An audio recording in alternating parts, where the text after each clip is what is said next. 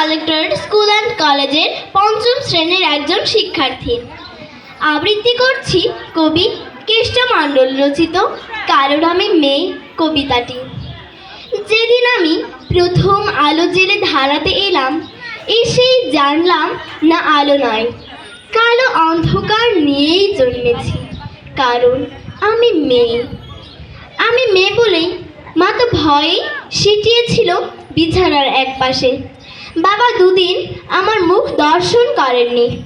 আমি মেয়ে বলে দাদু মিষ্টিগুলো ধুত্তর বলে ফেলে দিল মাছ পুকুরে। আমি মেয়ে বলেই ঠাম্মি পাড়ায় পাড়ায় মুখ বেঁকিয়ে বলে বেড়ালো, কি আবার হবে, খরচের জোগাড় হয়েছে আবার।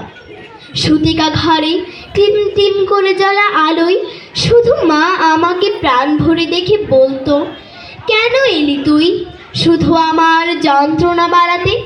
জানিস না এরা ছেলে চায়, ছেলে, বংশের প্রদীপ, আত্মমর্যাদার প্রদীপ।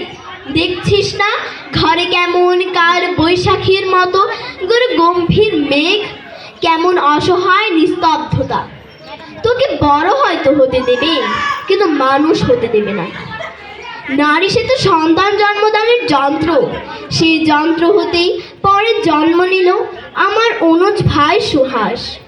ঘরে যেন আলো এলো, পুরো বাড়ি সাজলো নানা রঙের আলোয়। উঠোন থেকে ঠাকুর ঘর, বাড়ির ছাদ থেকে তুলসী তলা, পুরো বাড়ি সাজলো নানা রঙের আলোয়।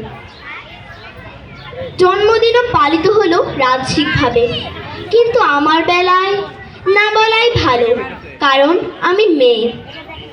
ভাই উচ্চ শিক্ষা পেল, দিনের পর দিন রাত করে বাড়ি ফিরলে বাবা চুপ করে থাকতো, অথচ শৃঙ্খলার সমস্ত বেড়ি আমার পায়ে বাঁধা ছিল। রঙিন মেঘের মাঝে সূর্যাস্তের অপরূপ দৃশ্য দেখার সৌভাগ্য আমার হয়নি কখনো। তার আগেই বন্দী হতে হয়েছে রক্ত শাসনের চার দেয়ালের মাঝে, কারণ আমি মেয়ে। ধন্যবাদ।